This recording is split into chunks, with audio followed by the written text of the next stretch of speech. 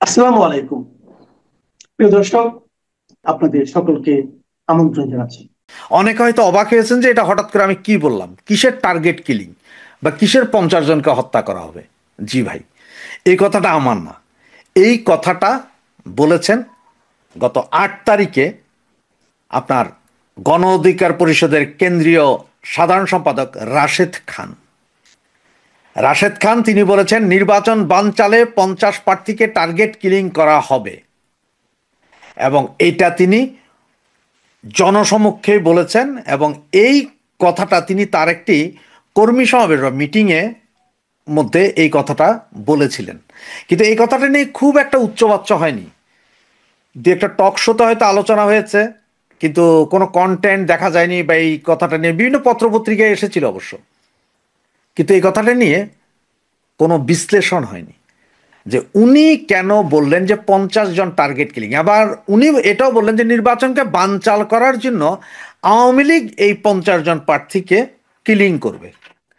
এখন আমার কথা হচ্ছে যে আওয়ামী লীগ এই 50 জন প্রার্থীকে কিলিং কেন করবে?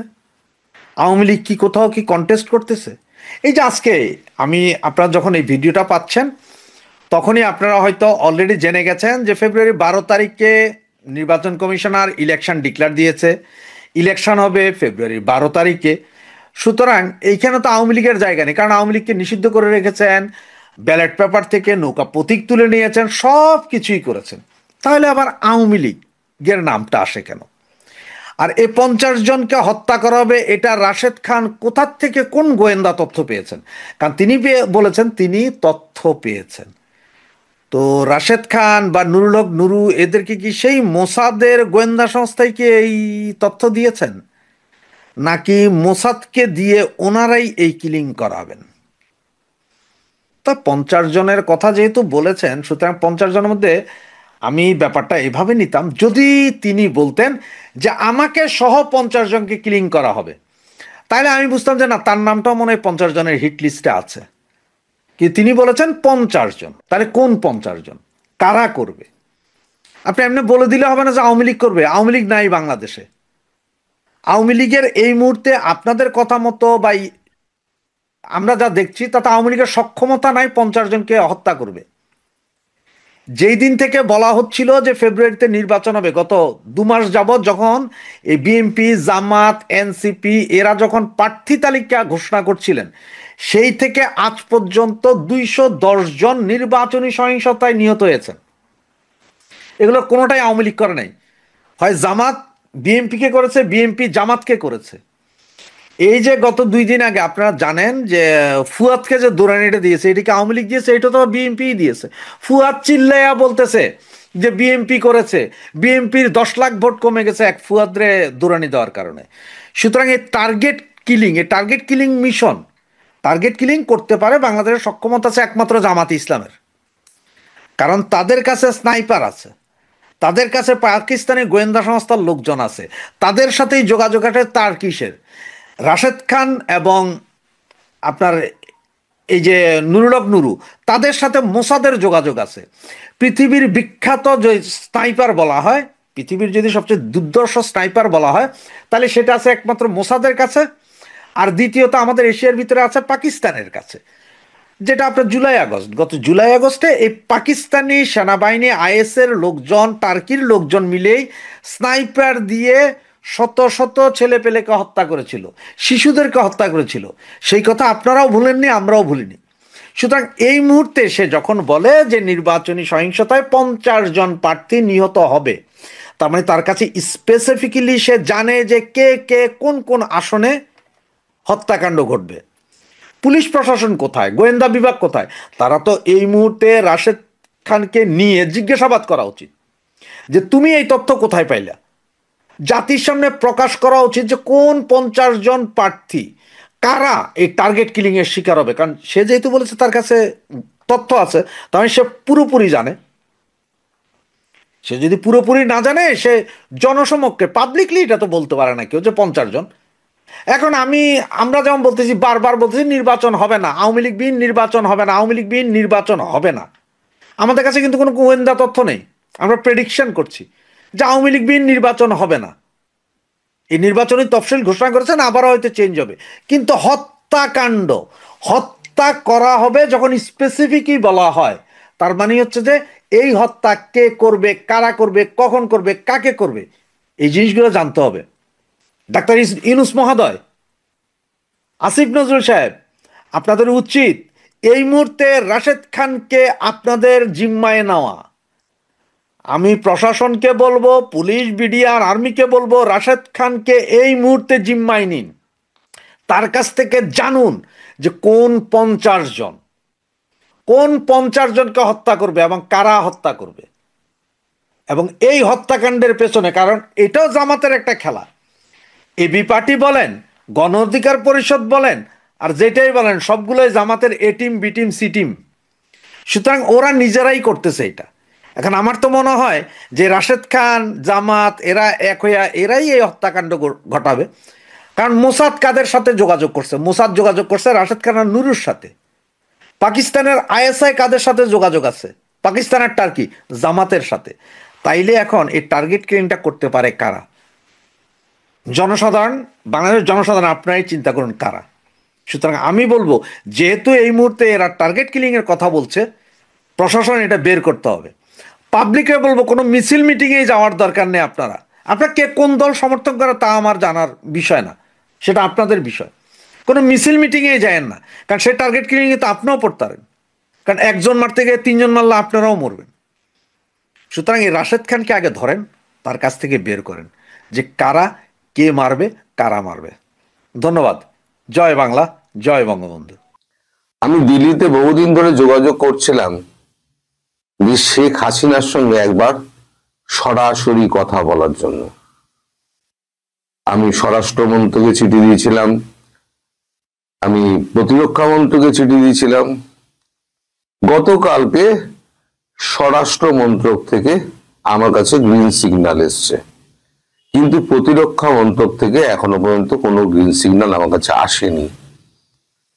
তো আমার আশা হচ্ছে, যদি আমি, এমনিতে অন্য কাজও আমার দিল্লিতে আছে, সিডিএস এর সঙ্গে দেখা করা, সেনা প্রধানের সঙ্গে দেখা করা, আদৌ কি ঘটছে বাংলাদেশের ব্যাপারে, কি ঘটতে যাচ্ছে, এখন পিএমও অফিসে গিয়ে একটুখানি যাতায়াত করা, তারপর ধরুন সম্পর্কগুলোকে ঝালানো।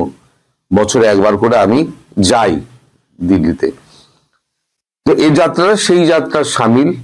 তার সঙ্গে যদি শেখ হাসিনার সঙ্গে একবার দেখা হয়, তাহলে সেটা হবে বোনাস। কিন্তু প্রতিরক্ষা মন্ত্রক এখনো পর্যন্ত আমাকে কোনো সিগন্যাল পাঠায়নি, না রেড সিগন্যাল পাঠিয়েছে, না গ্রিন সিগন্যাল পাঠিয়েছে, হলুদ সিগন্যাল লাগিয়ে রেখে দিয়েছে, কিছুই জানায়নি। তো আমার আশা হচ্ছে, যেহেতু আমাদের প্রতিরক্ষা মন্ত্রী রাজনাথ সিং এর সঙ্গে আমার একটা পরিচয় আছে, এবং আমি একটা ভিডিওতে আপনাদের বলেছিলাম, তিনি যখন ক্ষমতায় ছিলেন না, সেই সময়তে আমি যখন স্টেটসম্যানে ছিলাম, সেই সময় তিনি একটা পথসভা করছিলেন। ওই পথসভা থেকে তিনি যখন মঞ্চ থেকে নেমে আসেন, তখন আমি তার সঙ্গে গিয়ে দেখা করি। তিনি আমার হালচাল জিজ্ঞেস করেন, তাও জিজ্ঞেস করেন তোমার অফিস কোথায়? তাহলে ওই তো দেখা যাচ্ছে স্টেটসম্যান অফিস ওইখানে। বলে চলো তোমার অফিস ঘুরে আসি। তিনি আমার অফিস অনেকক্ষণ কাটিয়েছিলেন, এবার ভেজ বিরিয়ানি খেয়েছিলেন, সেটাও তো আপনাদের আমি বলেছিলাম। তো এখন যতক্ষণ না পর্যন্ত তার সঙ্গে আমার দেখা হচ্ছে, এখন অনেক দিন হয়ে গিয়েছে। এখন রাজনাথ সিং এর একটা বদভ্যাস হচ্ছে, উনি কখনো টেলিফোন ক্যারি করেন না। আর ওনার যে পিএস আছে, প্রাইভেট সেক্রেটারি, যিনি আমাকে চেনেন না। ফলে আমি যখনই ফোন করি না কেন, কোনো না কোনো কারণ দেখিয়ে স্যার ব্যস্ত আছে, স্যার এখন মিটিং আছে, এই সমস্ত করে আমায় কাটিয়ে দেয়। তো আমার ইচ্ছা আছে, আমি আজকে গিয়ে সন্ধ্যেবেলা তার বাড়িতে উপস্থিত হব। তার বাড়িতে উপস্থিত হয়ে তার সঙ্গে দেখা করব। বাড়িতে অতটা চাপ থাকে না, একটু গভীর রাত হবে, হয়তো 1টা, 1:30, 2টো হয়তো হতে পারে। হোটেল থেকে গাড়ি নিয়ে রাত্রিবেলা যেতে হবে। তা আমি এই যে সকালবেলা ভিডিওটা করে রাখছি, আমি ভিডিওর টাইম লাইনে দিয়ে রেখে দেবো। ঠিক 6:30টার সময়, ভারতীয় 6:30টার সময় এই ভিডিওটা আপনি আপলোড হয়ে যাবে। তো আপনি যখন ভিডিওটা পাবেন তখন আমি শুধু দিল্লিতে বসে আছি। এখন দেখা হবে কি হবে না তা তো আমার হাতে নেই, কারণ প্রতিরক্ষা মন্ত্রকের অনুমতি ছাড়া আমি কিন্তু দেখা করতে পারবো না। এই কারণে পারবো না, আপনারা জানেন যে তার সুরক্ষা এখন Z++ করে দেওয়া হয়েছে। আমি অনেক আগে একটা ভিডিওতে বলেছিলাম। আর তিনি যেখানে রয়েছেন সেটা একটা এয়ারবেসের মধ্যে, সেটা পুরো সেনাবাহিনী দ্বারা নিয়ন্ত্রিত। আর সেনাবাহিনীর মাথায় কি আছে? সেনাবাহিনীর মাথায় আছেন রাজনাথ সিং। ফলে রাজনাথ সিং এর যদি অনুমতি না পাওয়া যায় বা তিনি যদি অধস্তন কোনো কাউকে যদি না বলে দেন, তাহলে পরে আমার ওখানে এন্ট্রি ঘটবে না। আর রাজনাথ সিং এর সঙ্গে দেখা হবেই এমন কোনো গ্যারান্টি নেই। ফলে একটা দোলাচলের মধ্যে আছি। কিন্তু আমার দিল্লি যাত্রাটা নিশ্চিত, কারণ ওখানে আমার অনেকগুলো প্রোগ্রাম রয়েছে, অনেকের সঙ্গে কথা বলার ব্যাপার রয়েছে। আমি সমস্ত টাইম নিয়ে রেখে দিয়েছি। আমি আগামীকাল হয়তো রাতের ফ্লাইটে হয়তো ফিরে আসতে পারি, তাই আগামীকাল আমি কোনো রকম ভিডিও আপনাদের আপলোড করে দিতে পারবো না, কোনো ভিডিও করতে পারবো না। হয় আগামীকাল রাত্রিবেলা ফ্লাইট ধরতে হবে, নাহলে পরের দিন সকালবেলা ফ্লাইট ধরতে হবে, সেক্ষেত্রে শনিবার হয়ে যেতে পারে। এখন আমার এই শেখ হাসিনার সঙ্গে দেখা করার যে একটা ইচ্ছে, সেটা কেন? টেলিফোনে তার সঙ্গে আমার যোগাযোগ হয় না, তিনি আমার ছিলেন না, আমি খুব একটা চেষ্টাও করিনি। আমি ভেবেছিলাম যে যদি দেখা হয় তাহলে একেবারে দেখা করব, আদারওয়াইজ ওই টেলিফোন করে অমুক করে ও সমস্ত করে কোনো খবর পাওয়া যায় না। সাম্প্রতিককালে রাশিয়ার রাষ্ট্রপতি ভ্লাদিমির পুতিনের সঙ্গে তার যখন কথাবার্তা হয়েছিল, সেই কথাবার্তা কি হয়েছে আমরা কেউ জানি না। সেটা আমাদের ভারতীয়দের মধ্যে অনেকেই হয়তো জানবেন না, এটা এত গোপনীয় ব্যাপার। এই 1-to-1 মিটিংয়ে সেটা জানবেন না। কিন্তু ওখানে দ্বিতীয়বার মিটিং করেন রাজনাথ সিং। মানে যেদিন উনি গেছিলেন, আমি বলেছিলাম রাজনাথ সিং ওখানে ছিলেন। পরবর্তী ক্ষেত্রে রাজনাথ সিং একবার ওনার সঙ্গে কথা বলেন। খুব স্বাভাবিকভাবে রাজনাথ সিং কথা বলবেন এই কারণে, কারণ এখানে সেনাবাহিনীর একটা, বাংলাদেশ সম্পর্কে সেনাবাহিনীর একটা প্ল্যান রয়েছে। সেটা নিয়ে রাজনাথ সিং এর সঙ্গে হয়তো তার কথাবার্তা হতে পারে।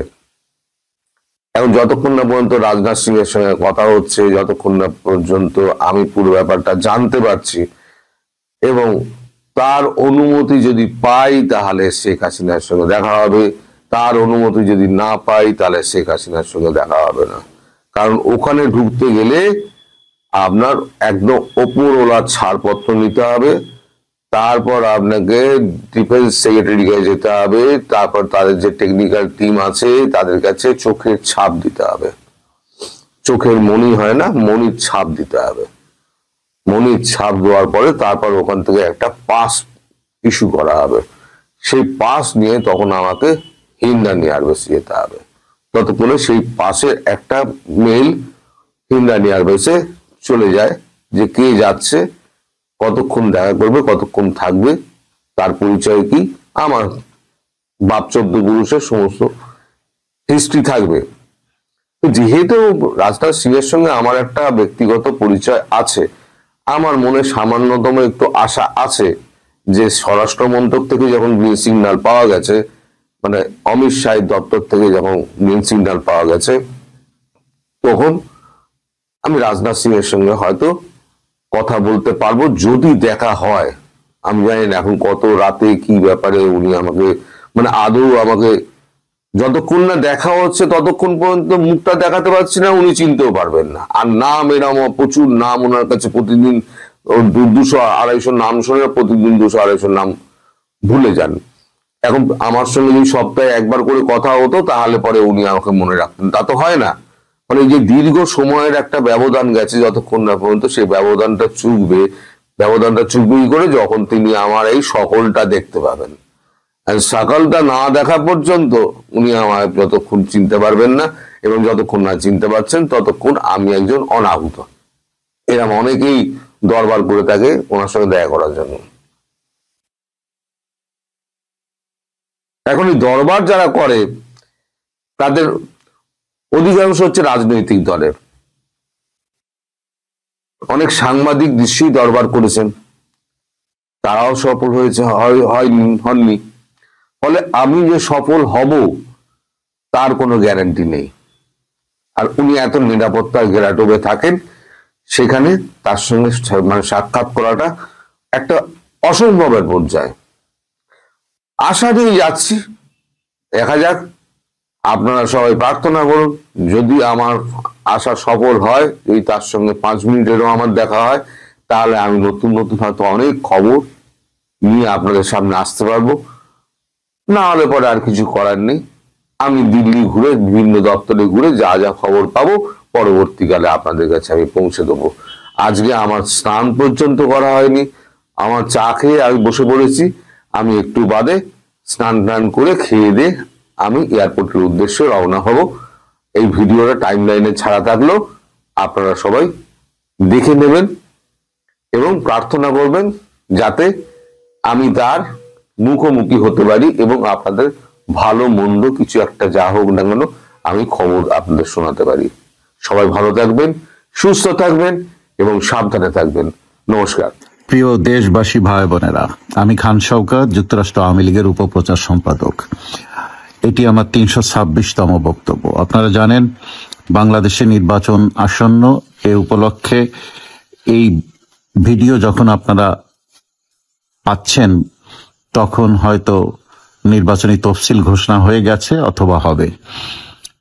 11 তারিখ সন্ধ্যায় তফসিল ঘোষণা করবে বাংলাদেশের নির্বাচন কমিশন এবং আশা করা যাচ্ছে ফেব্রুয়ারির 12 তারিখে নির্বাচন অনুষ্ঠিত হবে। তফসিল ঘোষণা হওয়ার পর অনেক কিছুই জানা যাবে এবং আপনারা জানেন এখনো প্রতীকের যে তালিকা তার ভিতরে নৌকা মার্কা আছে এবং বলা হচ্ছে ক্লিন ইমেজের আওয়ামী লীগ প্রার্থীরা নির্বাচন করতে পারবে, কিন্তু এখনো আমাদের দলের উপর থেকে নিষেধাজ্ঞা প্রত্যাহার করেনি। তো এইসব বিষয়গুলো নিয়ে অনেক কিছুই এই সরকার চ্যালেঞ্জের মুখে পড়ে যাচ্ছে। আপনারা জানেন ভ্লাদিমির পুতিন রাশিয়ার প্রেসিডেন্ট ভারত সফরের সময় আমাদের নেত্রীর সাথে বৈঠক হয়েছে এবং ভারত সরকারের সাথে বৈঠক হয়েছে। সেখান থেকে বাংলাদেশের নির্বাচন সম্পর্কে একটি সিদ্ধান্ত হয়েছে ভারত এবং রাশিয়ার মধ্যে। এর মধ্যে যুক্তরাষ্ট্র এবং ভারতের মধ্যে যে প্রতিরক্ষা বিষয়ক চুক্তি হয়েছে সেখানে ভারতের সাথে যে সব চুক্তির মধ্যে আছে এর ভিতরে বাংলাদেশ একটা ফ্যাক্টর। এর মধ্যে বাংলাদেশের নির্বাচন এবং সরকার পরিবর্তনের বিষয় নিয়ে যুক্তরাষ্ট্রের সাথে ভারত সরকারের সিদ্ধান্ত হয়েছে। আমেরিকার প্রেসিডেন্ট ডোনাল্ড ট্রাম্প মাঝে ভারতের সাথে সম্পর্ক ট্যারিফ ট্যাক্স নিয়ে একটা গোলমাল বেঁধে গেছিল, কিন্তু সেটা কেটে উঠেছে। তারা চিন্তা করছে যে চীন একটা বড় শক্তি, বাংলাদেশ একটা ছোট্ট দেশ, বাংলাদেশের বিষয়টা তারা ছেড়ে দিতে চাচ্ছে, ভারতের হাতে ছেড়ে দিয়েছে। কারণ বাংলাদেশের ছোট্ট একটা ফ্যাক্টরের জন্য চীনকে তারা মাথাচাড়া দিয়ে উঠতে দেবে না, এটা আমেরিকার জন্য বিরাট ক্ষতি হবে। এই জন্যে বাংলাদেশের বিষয়ে সিদ্ধান্ত নেয়ার দায়িত্ব ভারতের উপর ছেড়ে দিয়েছে। ভ্লাদিমির পুতিন চলে যাওয়ার পর ভারত সফরে এসেছেন পল কাপুর সহ কয়েকজন ঊর্ধ্বতন কর্মকর্তা যুক্তরাষ্ট্র সরকারের।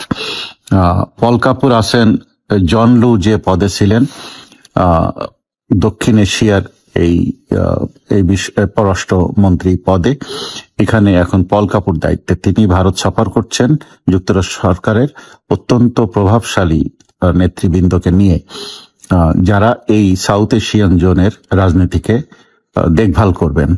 তারা বাংলাদেশে আসবেন কাল বা পরশু যে কোনো সময়।